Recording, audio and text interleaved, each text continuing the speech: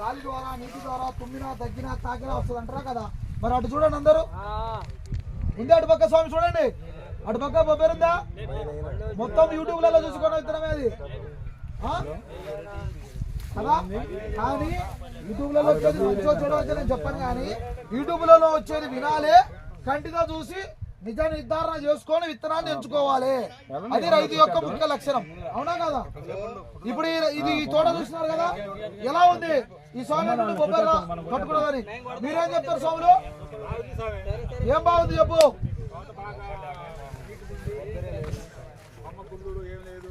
ఇంకా